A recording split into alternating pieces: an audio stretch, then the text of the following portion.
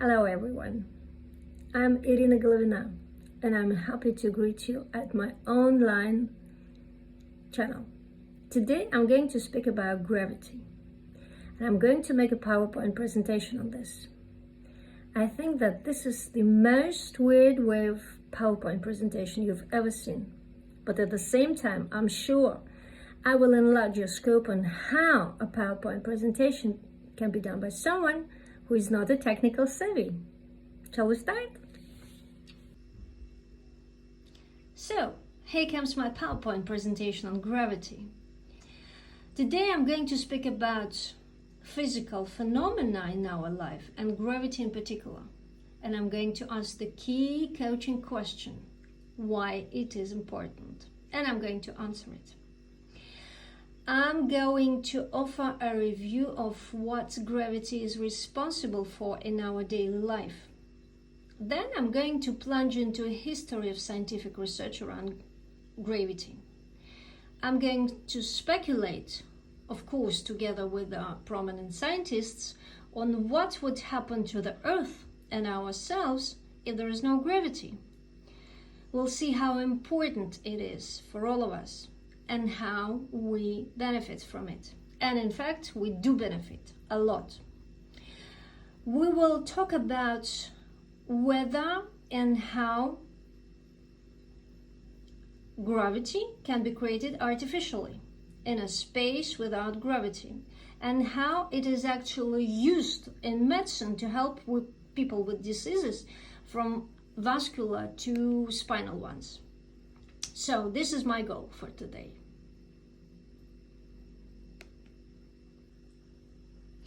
I promise to be light, though to stay scientific. So, gravity. Impressed? Intrigued? Let's have a ride, or rather a free and fantastic fall into gravity.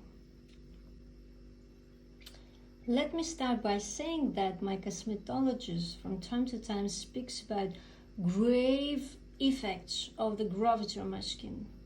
This invisible force does play a role in the developments of lines and wrinkles.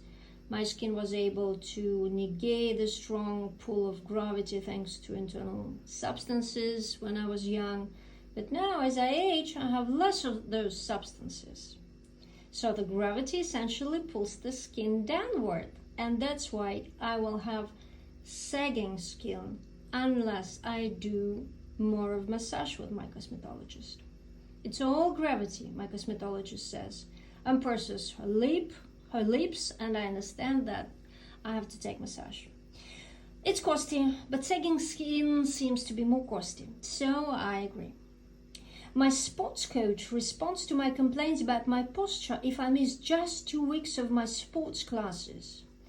If I do not work on my anti-gravity muscles, known as core muscles, and if I sit on the exponent classes for hours, gravity will be pushing me back down and it will affect my posture, not in a positive way, he explains.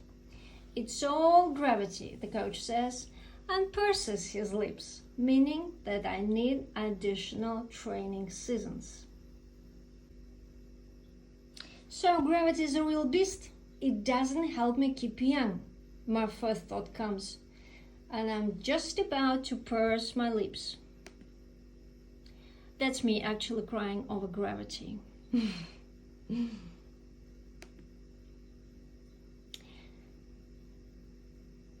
Well,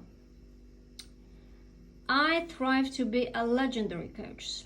So I think to myself, what a wonderful world. I'm sorry. This is what Louis Armstrong sings to himself. And this is what I think to myself sometimes when I look out of the window. But when I think to myself, gravity does not help me keep young, immediately I pronounce inside my head the following. This is just a thought. It can be not true. It doesn't help.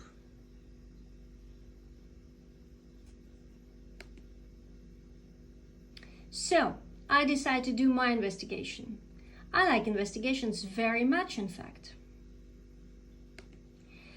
I start with what I know already about my first lesson at the exponent program on metacognitive programming.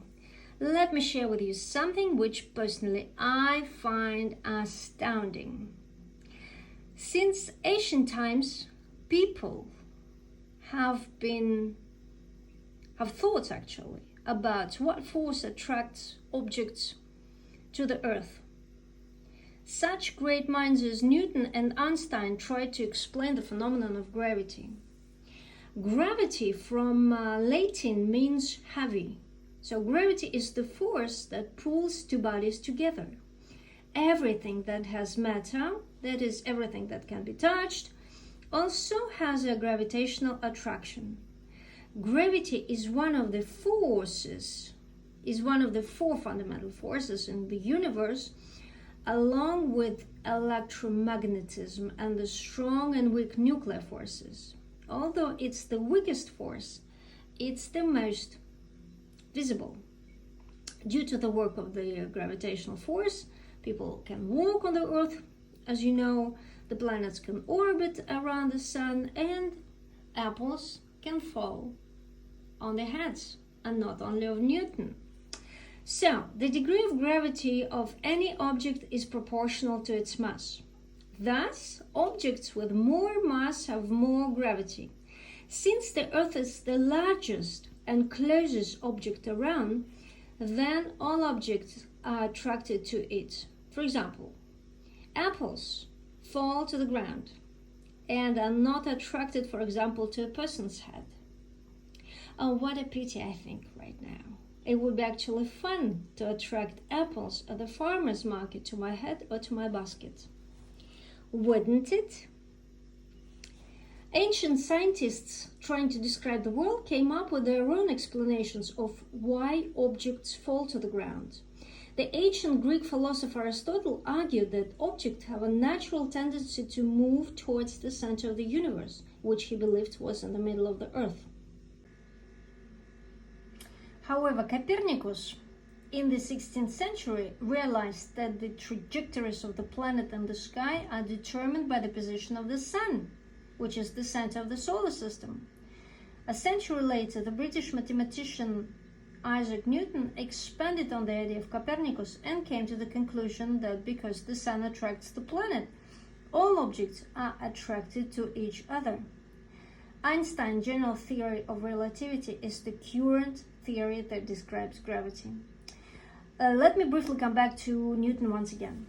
The physicist suggested that perhaps it's the same force that attracts Apple to his head and the moon towards the earth. Newton's predecessors thought differently. Galileo Galilei believed that natural attraction acts on the earth. Kepler believed that completely different laws of motion operate in the celestial spheres than on the earth. Newton combined these two types of gravity in his mind and said it's the same. Einstein in the 20th century brought about the next revolution in our understanding of gravity. His general theory of relativity showed that gravity arises from the curvature of space-time, meaning that even light rays that should follow this curvature are refracted by extremely massive objects. Within the framework of his theory, gravity is considered not as a force that acts on the bodies, but as a curvature of space and time under the influence of mass and energy. Once again, within the framework of his theory, gravity is considered not as a force that acts on the bodies, but as a curvature of space and time under the influence of mass and energy. This is absolutely mind-blowing. In 2004, NASA launched the Gravity Probe satellite, and according to the agency, the axis of the satellite's finally calibrated gyroscopes drifted very little over time, which is consistent with Einstein's theory. I'm so excited about my new scientific view of the world, and I agree with the biopsychologist Feynman, who once said that science is like sex. We do it because we like to investigate and discover. Let's imagine for a second that there is no gravity. In accordance with the above-mentioned laws of physics and practice, such a situation is of course impossible. Let's see what scientists say about how the life on Earth would look like if there was no gravity. Former NASA astronaut physicist Jay Buckley notes that our body is adapted to the force of gravity.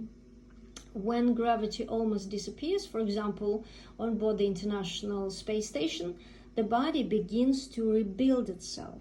During missions in space, ship crew members lose bone masses and muscle tone, as well as a sense of balance. Dr. Kevin Fong adds that the number of red blood cells in the body drops, which leads to the so-called space anemia. At the same time, wounds heal longer, and immunity also decreases, and there are problems with sleep. Thus, in the absence of gravity, muscles, the vestibular apparatus, the heart and blood vessels would develop differently. Astronomer Karen Masters of the University of Portsmouth in the UK has suggested that in the absence of gravity, the Earth would begin to rotate at a high angular velocity, like a rope twisted around the head. And thus any objects on the planet would just fly straight off from the ground to space, as well as water within the atmosphere. Only fortified structures could stay on the surface of the Earth for some time. Ultimately, the lack of gravity will destroy the planet itself. The Earth will break into pieces, which will scatter in different directions. Without gravity, there would be no stars or planets, and the universe would become a mixture of scattered atoms and molecules. Well, I think that's definitely worse than sagged skin, so I better have more massage than have no gravity. Let me ask a question which is perhaps not that theoretical as it may seem from the first sight. Is artificial gravity possible? Artificial intellect is possible already. It does exist. Artificial happiness does exist thanks to antidepressants.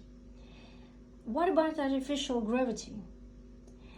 When a person finds himself in space far from gravity, he experiences what is called weightlessness.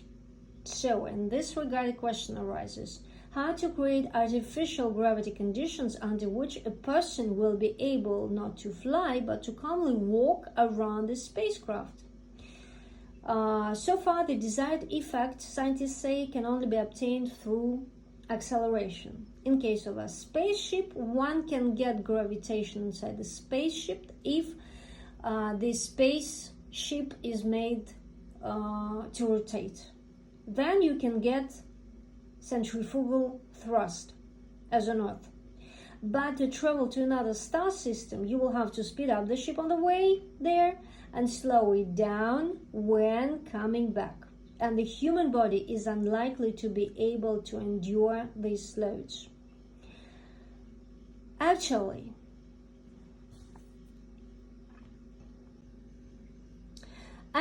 Russian Roscosmos Federal Agency is exploring the idea of a built centrifuge on board the spacecraft, which cosmonauts can periodically enter to experience gravity and reduce the negative effects of being in zero gravity. I think it's going to be a cool thing. Something very interesting now: gravitational medicine. When Googling the subject of gravity, I found some more astounding facts. There is gravity or gravitational medicine already. Scientists from the Samara Medical University, Russia, began to study the therapeutical effects of gravity on the body of an ordinary person, not an astronaut. The method proposed in the late 80s, in fact, almost 40 years ago, was called gravitational therapy, and was classified as physiotherapy, which is now used in recreational medicine, applied virtually to any disease from vascular to spinal one. So, it's purely Russian scientific development. I do not exclude that Martin Shapiro from California State University, author of Biopsychology, Fundamentals and Contemporary Issues book, would call it a pseudoscience. I'm thinking about what Hippocrates once said. He who cured is right. So, I would not engage in a dispute between Martin Shapiro and Hippocrates, but I would just say that gravity is an interesting beast, isn't it? And why not to be used in medicine? So, let me sum up what we learned today. We saw that there is gravity in our daily life. We recalled what is known about it today, how it was noticed, and how knowledge about it was piling up from ancient Greece 2,500 years ago to Einstein in the beginning of 20th century. And we also looked at how important gravity is for our body, for our home Earth. And we also looked at the modern applied research developments around the gravity.